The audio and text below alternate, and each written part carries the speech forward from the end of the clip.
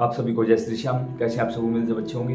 प्रेमियों, पिछले 2 दिनों से हमारे पास हद से ज्यादा संख्या में एक सवाल आ रहा है। कमेंट में भी यही है, व्हाट्सएप पर भी यही है, और जो प्रेमी हमसे मिले हैं उन्होंने भी यही सवाल किया है कि पितृपक्ष लगने वाला है, ऐसे में क्या पितृपक्ष में अन्य देवी देवताओं की पूजा नहीं करनी चाहिए? घर के देवी देवताओं की पूजा कैसे करें? लड्डू गोपाल हमने ला रखे हैं, उनका हम क्या करें? आपने फोन पर हमसे यही सवाल पूछा है। अब भी जो वीडियो बना रहा हूं उससे कुछ देर पहले ही हमें 2-4 महिलाएं मिली, उन्होंने भी हमसे यही सवाल किया कि किसी ने हमसे कहा है कि अब कोई पूजा पाठ नहीं होगी, ऐसे में हम क्या करें, कैसे करें? एक बात बताइए, पितृपक्ष लगने जा रहा है, पितरों की कृपा प्राप्त होगी और जिनके घरों में पितृ दोष लगा हुआ है उनके घर का दोष दूर होगा। उसके लिए हमने सारी वीडियो पहले ही बना दी है। अगर आपने नहीं देखी है तो इस वीडियो के एंड स्क्रीन के रूप में या नीचे डिस्क्रिप्शन में आपको वीडियो का लिंक मिल जाएगा। पूरी प्लेलिस्ट डाल दी है पितरों के नाम की। अगर आपने वो काम कर लिया, पूरे दावे के साथ कहता हूँ आपके घर का पितृ दोष खत्म हो जाएगा। और अगर आपके भाव में मजबूती है, आपके पितृ मजबूत हैं, तो कहीं ना कहीं वो सवारी भी ले लेंगे। काफी सारी बातें हैं वैसे तो करने के लिए, नीचे जो वीडियो है ना उनको देखिए, उसमें सारी बातें मिल जाएंगी। अब हम अपने घर में देखो, एक सिंपल सी बात है, किसी भी मंदिर का एग्जाम्पल उठाओ, खाटू धाम, सालासर, मेहंदीपुर, कोई भी धाम है। ये 3 धाम मैंने इसलिए लिए हैं क्योंकि इन तीनों के नाम आप जानते हो, कभी ना कभी इन तीनों में से किसी ना किसी धाम पर आप गए होंगे। एक बात बताइए कि क्या इन तीनों धामों पर पितृपक्ष के इन 16 दिनों में, पितृपक्ष 16 दिनों का होता है, पूर्णिमा से लेकर अमावस्या तक का, यानी पूर्णिमा के दिन पितृपक्ष शुरू हो जाएगा। अब ऐसे में क्या इन धामों पर बाबा श्याम की आरती नहीं होगी? क्या इन धामों के जो पुजारी हैं वो कपाट बंद करके रखेंगे?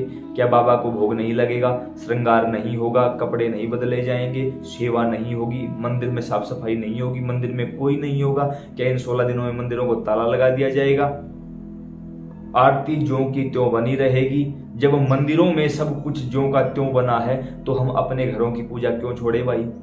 अपने घरों में भी आपने लड्डू गोपाल की सेवा ले रखी है, आपने बाबा श्याम को बैठा रखा है। जिस भी देवी देवता की आप जागृत या बिना जागृत पूजा करते हो, जो आज तक करते आए हो, ज्यों का त्यों करना है।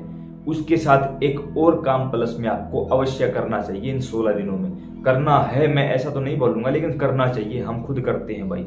इन 16 दिनों में ये काम होता है सिर्फ पितरों के लिए। पितरों के निमित्त हर एक जो भी पूजा पाठ करोगे ना, उससे आपके जो पूर्वज हैं, आपके पितृ देवता हैं, वो मजबूत होंगे और उन्हें मुक्ति में आसानी हो जाएगी आपके कारण। तो आपको इन 16 दिनों में हर रोज शिवलिंग पर जल अवश्य चढ़ाना चाहिए। और कुछ मत चढ़ाइए, दूध, बेलपत्र, कुछ भी नहीं, लेकिन 1 लोटा जल आपको अवश्य चढ़ाना चाहिए। जहां भी आपके आसपास शिवलिंग है, शिवलिंग नहीं है, बेलपत्र में जल चढ़ाइए। बेलपत्र नहीं, पीपल में चढ़ाइए। लेकिन याद रखिए कि रविवार के दिन पीपल के पास नहीं जाया जाता, तो रविवार के दिन पीपल में जल आपको नहीं चढ़ाना है। ऐसा ना हो कि बाद में आप बोलो कि आपने कंटिन्यू 16 दिन बोल रखा है। नहीं भाई, पीपल में रविवार के दिन जल नहीं चढ़ाया जाता और पीपल के नजदीक भी नहीं जाया जाता। कुछ प्रेमियों को हमने देखा कि रविवार के दिन वहां दीपक जलाए हैं। यानी इतने मूर्ख लोग हैं कि बस उनको अब मैं क्या बोलूं, मैं कुछ नहीं कर सकता। ज्यादा बोलूंगा आप लोग बोल देते हो, क्लास लगा देते हैं, फिर मुझे इन सब चीजों से परेशानी हो जाती है। तो ज्यादा नहीं बोलूंगा, लेकिन सिर्फ इतनी ही बात आप लोगों को कहना चाहूंगा कि भाई अपने पितरों के निमित्त जो कुछ भी आप कर सकते हो ना, उतना ही कम है, उतना ही कम है। 16 के 16 दिनों में ज्यों की त्यों आपकी पूजा बनी रहेगी।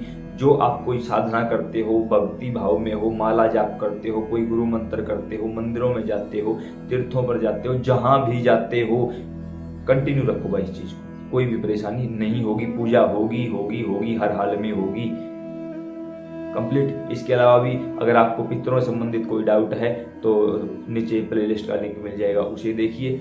और उसके साथ साथ अगर आपको किसी भी प्रकार की अन्य जानकारी चाहिए तो ये आपका अपना परिवार है, आपका अपना श्याम परिवार है। इसके अंदर जुड़े रहिए और इन चीजों को अन्य प्रेमियों तक पहुंचाते रहिए। जय श्री श्याम।